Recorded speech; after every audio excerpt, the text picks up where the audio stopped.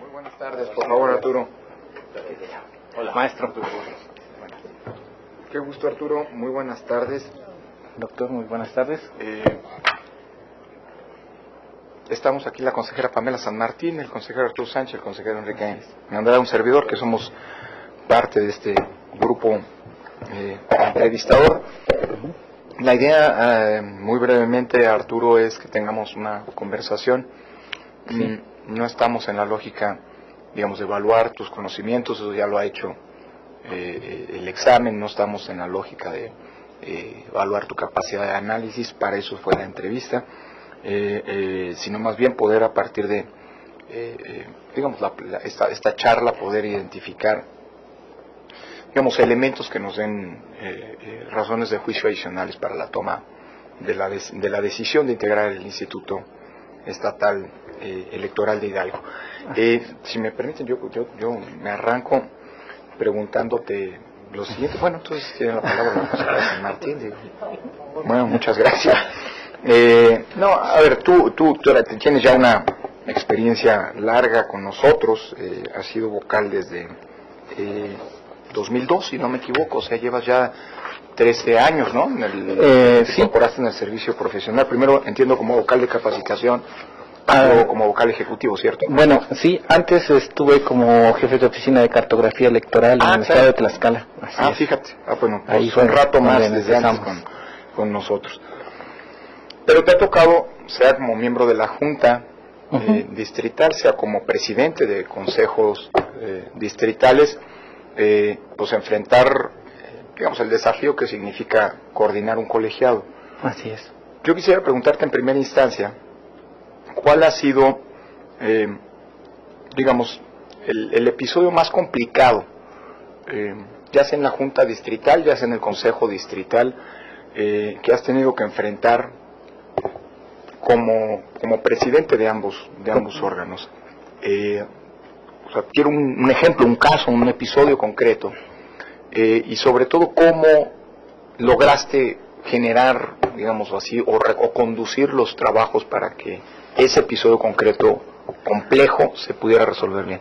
Bueno, han sido varios episodios que podemos considerar complejos dentro de mi actuación como consejero presidente. El que más, tenemos unos 25 minutos máximo, entonces, bueno, el que más. En 2012 y también ahorita en 2015 se repite que hay un cuestionamiento del Partido Verde Ecologista de México respecto a la permanencia de consejeros electorales durante más de los periodos normales o habituales que deberían de tener, ¿no? Entonces, como consejero presidente, obviamente deberíamos de defender la postura del consejo local de haber designado a esos consejeros para fungir como tales. Por ejemplo, ahorita en 2015, lo mismo sucedió en 2012, ya que ellos tenían una vasta experiencia ya dentro de la consejería. Y la defensa propiamente radicó en pues demostrarles que el ser consejero electoral, durante el encargo que se tenía, bueno, tenía un límite de acuerdo a la ley, sí, que era de 2 periodos más una ratificación por un tercer periodo, pero que una vez que terminaba este periodo, coincidieron los lapsos con reformas electorales y coyunturas de carácter nacional que hicieron que se emitieran convocatorias públicas abiertas para que todos los ciudadanos que quisieran participar lo hicieran. Y así fue como estos ciudadanos, ahora que habían dejado ya de ser consejeros porque habían terminado su encargo en un proceso anterior, vuelven a participar y el consejo local los vuelve a seleccionar por la experiencia, por la capacidad, por el desempeño académico, por su trayectoria y obviamente el trabajo dentro del consejo con estos personajes fue verdaderamente excelente. Tanto el proceso de 2012 como el de 2015 fueron muy exitosos en Huejutla, al grado de que pudimos tener por ejemplo, en 2012, algo muy curioso, tuvimos la amenaza de la no instalación de dos casillas, de de 2 secciones electorales, porque algún grupo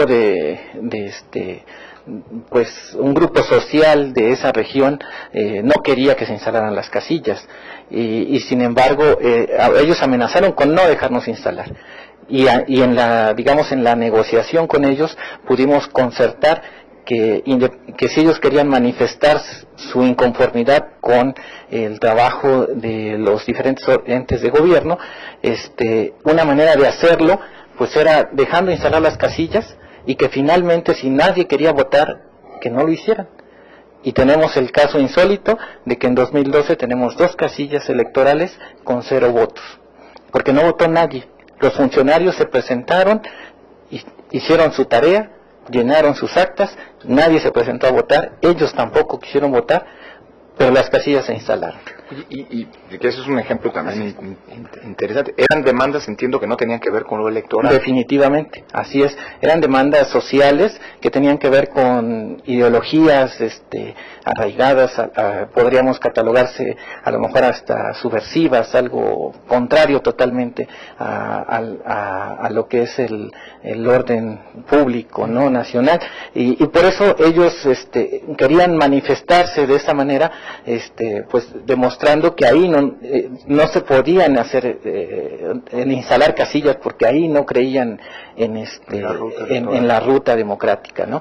Sin embargo, nosotros lo que buscamos fue, independientemente de que ellos quisieran manifestarse, que pudieran hacerlo libremente, pero a través de las urnas. Y ahí están, y lo podemos ver, ustedes lo pueden checar. Es algo curioso porque si lo checan en el CD de la estadística y buscan estas 2 secciones en el distrito 1 de Hidalgo, van a encontrar que a la hora que, inclusive hasta que bajan la participación ciudadana en un mapa, van a ver 2 huequitos que aparecen muy pequeñitos, que aparecen con votación 0 y que también a la hora de los cómputos nos generó mucho problema, porque en oficinas centrales todo el mundo nos decía, bueno, ¿por qué no has terminado de capturar? Yo ya terminé de capturar desde cuándo, ¿no?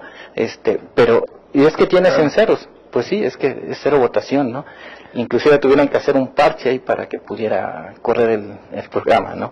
Oye, Arturo, ¿y te tocó a ti la negociación con estos grupos sociales directamente o fue a través del vocal de capacitación? No, la negociación fue no directa porque tampoco era prudente dar toda esa importancia que ellos hubiesen querido de que nosotros nos trasladáramos a su comunidad para que nos reconocieran como tales y que les estábamos dando esa importancia, ¿verdad? La situación fue a través de el capacitador, asistente y supervisor. Ellos nos enviaron un escrito, nosotros se los contestamos no por escrito, sino de manera verbal. Le dijimos ahora sí al capacitador y al supervisor: mira, tú tienes que instalar estas casillas con los ciudadanos que salieron sorteados, los que son aptos y que fueron designados. Si tú me dices que no quieren, tráeme sus renuncias. Cuando me traiga sus renuncias, entonces yo procederé a sustituirlos y a mandar a buscar a otros más. Y así voy a agotar mi lista de reserva. Y una vez agotada la lista de reserva, voy a solicitar el listado nominal. Y cuando tenga el listado nominal autorizado, voy a ir a todas las casas de toda la comunidad a buscar casa por casa y voy a llevar a mis 200 capacitadores y supervisores a tocar puertas. Y si es necesario el auxilio de la fuerza pública para garantizar nuestro trabajo, lo vamos a hacer.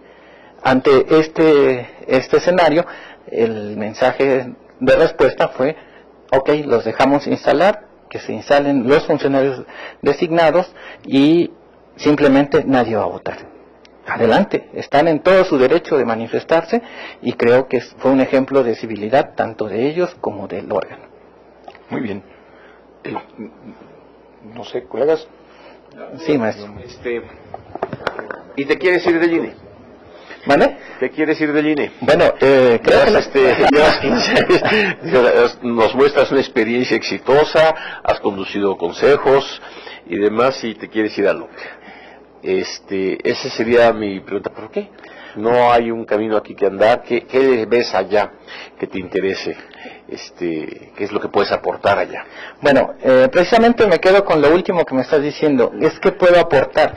Si yo le dijera ahorita en este momento, la cuestión económica no me mueve, porque lo que gano en el INE me da para vivir bien, y lo que voy a ganar en el OPLE es exactamente igual o a lo mejor menor. Creo que no es por ahí. Es más, es que tanto le puedo aportar yo a Hidalgo, en el sentido de todo el trabajo que yo he tenido en mi desarrollo profesional dentro del INE. De hecho, si ustedes analizan, yo he hecho una carrera profesional dentro del INE. Mi formación es ingeniero civil, ¿no? Y sin embargo estoy en el ámbito electoral y tratando de hacer lo mejor posible mi trabajo. En este sentido, dentro de la estructura del INE, sí hay todavía camino por andar, una vocalía ejecutiva local o una dirección en oficinas centrales, ¿no? Esos serían los escenarios. Y obviamente que si yo no me quedo en el OPLE, los voy a concursar y voy a ir por ellos, ¿no? Porque pues esa es la intención. Sin embargo, creo que es una muy buena oportunidad de poder crecer profesionalmente, ya un poco fuera de mi área de confort, porque mi área de confort es la cuestión operativa. Mi trabajo siempre se ha basado en ser un muy buen operativo, formando equipos de trabajo exitosos que puedan caminar juntos con todo el personal, que todo el personal se comprometa, y ahora vendría a enfrentarme a una situación un poco más compleja que necesariamente tendría que hacerme crecer profesionalmente. Propiamente eso es el porqué. Yo no es que me quiera ir del INE, sin embargo quiero experimentar en qué tanto puedo o qué tanto he crecido y qué tanto puedo aportarle al órgano local, en este caso como consejero electoral o como consejero presidente. ¿Y qué crees que le puedes aportar? Yo creo que ¿Cómo lo ves? Déjame refrasearlo. Claro. ¿Cómo ves al OPLE de Hidalgo? ¿Qué necesita? ¿Qué en tu experiencia habría que trabajar si tú llegaras ahí? Ya en concreto. Yo en lo que conozco de Hidalgo y cómo funciona o cómo ha funcionado el OPLE, creo que lo que le hace falta es ahora sí compaginar que la estructura operativa funcione de manera similar a cómo funciona el INE, ¿sí? Que los órganos que se forman a nivel distrital y a nivel municipal, por ser temporales, pareciera que no llegan a tener la suficiente profesionalización y la suficiente capacidad de respuesta ante la necesidad de atender un proceso local. ¿Sí? Creo que eso le vendría muy bien al órgano local, el hecho de poder compaginar mejor, estructurar mejor la forma de trabajar, y que fuera más profesional, más enfocada al cumplimiento de los objetivos, y a lo mejor despolitizarla un poco de lo que ha estado, ¿sí? Despolitizarla. ¿Qué quieres decir con eso? Una palabra fuerte, definitivo. No, a mi criterio, durante los procesos que yo he vivido en Hidalgo del órgano local, ha habido, ¿verdad? Digamos que una repartición de los cotos de poder dentro de la organización de los procesos electorales. Los partidos políticos tienen un peso específico bastante fuerte, mucho más allá de lo que lo tienen en un consejo federal, ¿sí? Ahí en los consejos municipales y consejos distritales, los partidos políticos imponen ciertas condiciones, sin llegar a manipularlo completamente. Sí tienen o sí tenían un peso específico que hacía que el órgano local pudiera ser en un momento dado un poco más débil de lo que debe de ser un órgano para conducir adecuadamente una elección. ¿Me puedes dar un ejemplo de eso? Bueno, podría comentarles que en la pasada elección municipal en Huejutla, ¿sí?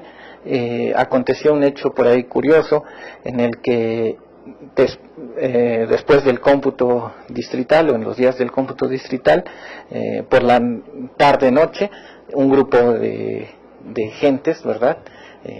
Pues aparentemente desconocidos, que yo les podría decir que en Huejutla todos nos conocemos, ¿verdad? Porque así es el lugar. Entraron al Consejo Municipal y quemaron algunos paquetes electorales, hicieron algún desorden. Está habiendo personal ahora sí del órgano local ahí, y finalmente nunca hubo una sanción, nunca hubo un señalamiento y nunca hubo un responsable, ¿no? Esto simplemente fue por el hecho de que no hubo digamos el momento en el que el Consejo Municipal pudiera pedir el auxilio de la fuerza pública y detener, evitar que esto pudiera suceder, algunas otras cosas parecidas que sucedieron en ese proceso. Entonces creo que sí había una cierta fragilidad de los consejos como para poder aplicar al 100% la norma. Sí. Una pregunta más o menos en este mismo sentido, desde tu experiencia como vocal ahora en estas últimas elecciones, ¿cuál crees que debe de ser la relación que tenga el OPLE con el INE, principalmente en materia de capacitación y organización? ¿Cuál crees que deba de ser la relación que se tenga? Bueno, yo creo que la relación debe ser de completa coordinación entre los dos institutos. Los dos órganos en sí vamos a cumplir una misma función, ¿sí? Que es organizar la elección local. En este caso, particularmente, yo creo que la parte de capacitación electoral y la ubicación de casillas deben de ser realizadas por el INE. ¿Por qué? Porque el hecho de que el legislador lo haya puesto del lado del INE tiene que ver precisamente con estas condiciones de no total transparencia o de probablemente algún tipo de injerencia de actores políticos en el desarrollo de estas actividades. Y de alguna manera esto ha permeado en la confianza de los ciudadanos, que yo les puedo decir, a nivel de calle, los ciudadanos no perciben de igual manera una elección federal que una local. Cuando es la federal saben que es transparente y que es limpia y que es apegada a derecho. Y cuando es local hay cierta desconfianza. Y creo que en este caso debería de ser así. Y si así fuera, que esa fuera la decisión y hubiera resistencias locales, ¿tú qué harías como para convencerlos de que esta es la mejor decisión que se debe hacer? Bueno, creo que desde el órgano local tendría obviamente que con el consejo, sí, consensar la manera de hacerle ver a los actores políticos, que serían los que seguramente se opondrían, que el hecho de transparentar al 100% ese proceso de selección de ciudadanos para hacer funciones de casilla y de capacitarlos adecuadamente, y también la ubicación de casillas, que pudiera ser no tan determinante, pero tiene su grado de importancia en este sentido, de dotar de confianza y de transparencia en el desarrollo de los procesos electorales. Trataría de hacer una fuerza común para convencer a los actores políticos de que, independientemente de que quienes hacemos la elección, sí, que somos los consejos, y en este caso la estructura del OPLE, junto con el INE, hagamos una elección limpia y transparente, nos va a beneficiar a todos, porque a final de cuentas los resultados serán más legítimos, más creíbles, y sobre todo les darán credibilidad al órgano local de su tarea ante la ciudadanía. Arturo. Sí, licenciado. Sin duda hay un tránsito entre esto que es formar parte del servicio profesional del INE. Así es. Y buscar formar parte del órgano de dirección del OPLE. En varios sentidos. Por un lado, como vocal ejecutivo distrital del instituto, lo que corresponde es en muchas ocasiones seguir las indicaciones cumplir con los procedimientos Sí. que se dictan desde el Consejo General Sí. y en algunas ocasiones desde el Consejo Local. Ujú. Desde el OPLE es tomar esas decisiones. Así es. La pregunta es, ¿qué herramientas tienes tú para pasar de el área de ejecución al área de decisión? Bueno, creo que tengo la experiencia, ¿sí?, de, independientemente de estar en órganos en donde recibo indicaciones y las aplico, ¿sí?, siempre lo he hecho dentro del margen que marcan los lineamientos, pero tratando de mejorar y de aplicar las variantes necesarias para garantizar un mejor éxito y una mayor calidad en el trabajo, ¿sí? Siempre ha sido el sello característico de mi actuación, tanto en el área de cartografía como después como vocal de capacitación y ahora como vocal ejecutivo. Porque es cierto, desde oficinas centrales, el Consejo General, las direcciones ejecutivas mandan las indicaciones, mandan las estrategias, mandan los lineamientos, pero todos se aplican en cada distrito de acuerdo a las condiciones y características propias de cada uno, ¿sí? No es lo mismo aplicarlo, por ejemplo, yo estuve en Zumpango, en el Estado de México, un área rural que está transitando a ser totalmente urbanizada y de muy alto crecimiento, ¿sí?, a estar en la Huasteca, en la Sierra Huasteca hidalguense, en donde es una situación rural indígena muy fuerte, ¿no?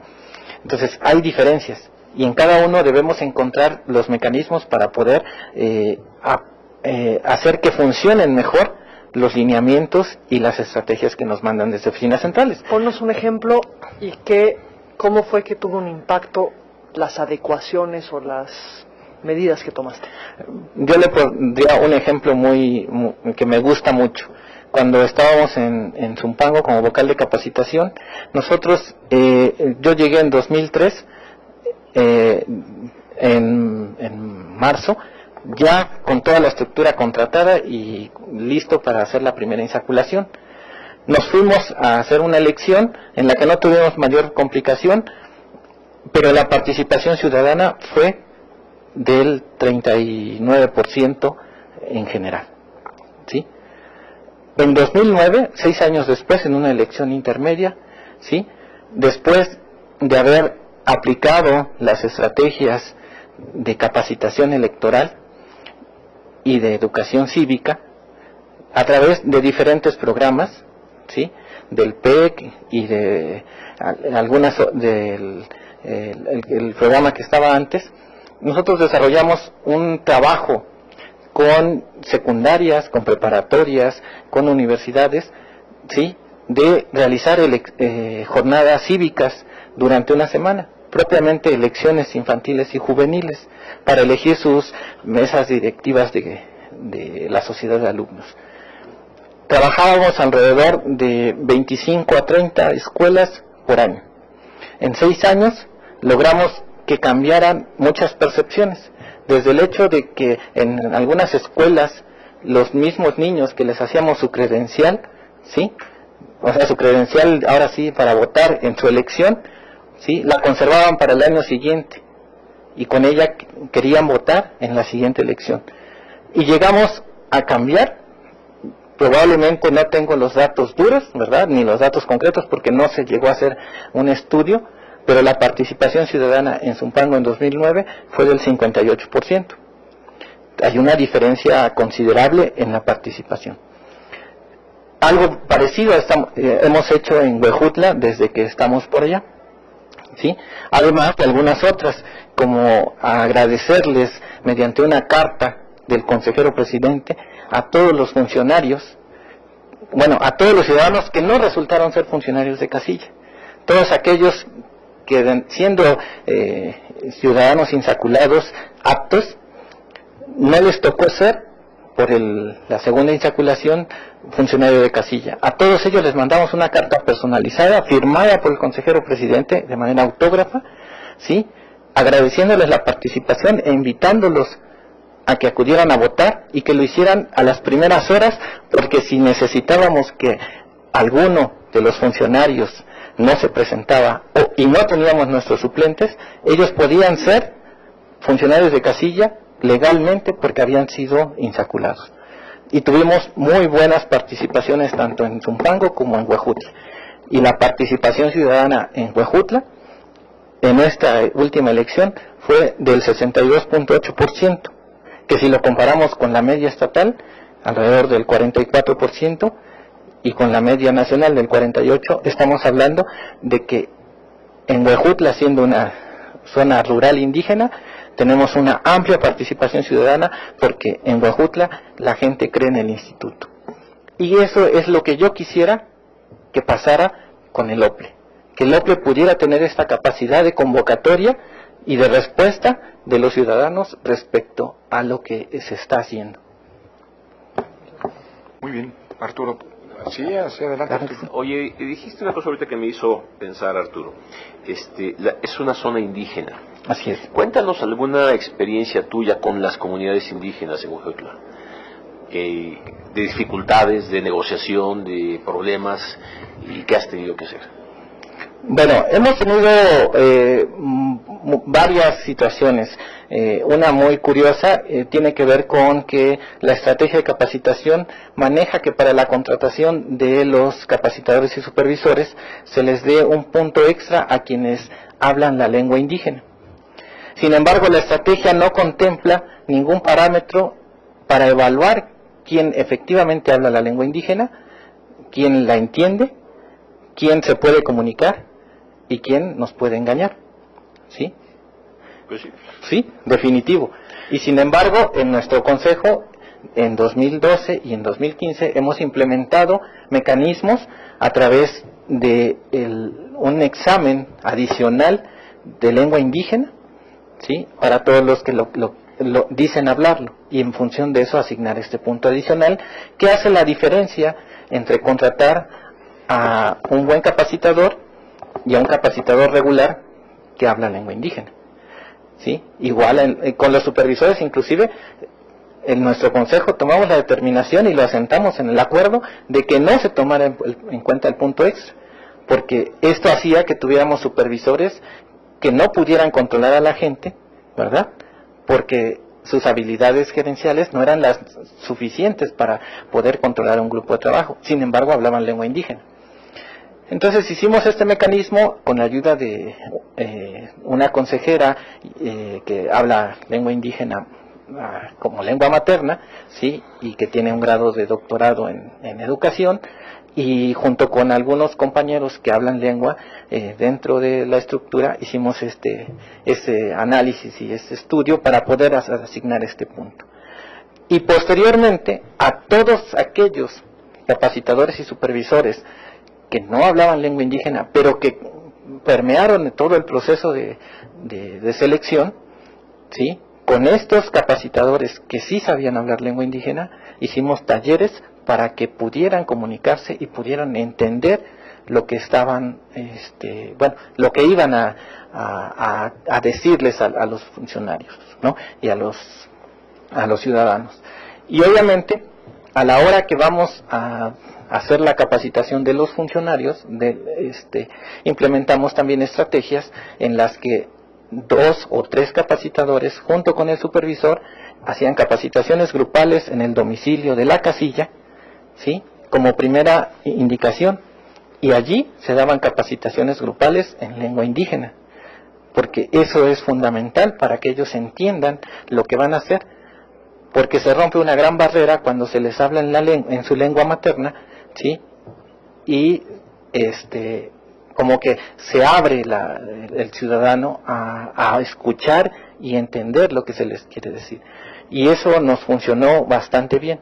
A la fecha, les podría decir, lo pueden checar, más del 60% de los funcionarios de casilla en Huejutla, en el distrito de Huejutla, fueron ciudadanos capacitados en un espacio alterno. El espacio alterno es la casilla, y fueron capacitaciones grupales con todos los funcionarios, ¿sí?, y no se les dio por un solo capacitador, sino por 2 o 3 que pudieran dominar la lengua y con esto superar esta barrera que obviamente nos afecta a la hora de capacitar.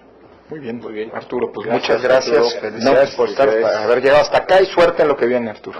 Pues esperemos que nos vaya bien y que nos traten bien, ¿verdad? Sí, y bueno, ya fuera de esto, me gustaría hacerles una cordial invitación a que el día que ustedes Vayamos a gusten y Huajutla. puedan, nos acompañara alguno de ustedes por la Huasteca. Ya, la hombre. verdad es que allá la gente se sentiría halagada de que ustedes pudieran estar por allá. Gracias, Arturo. Gracias y con permiso. Cuídate, gracias, qué amable.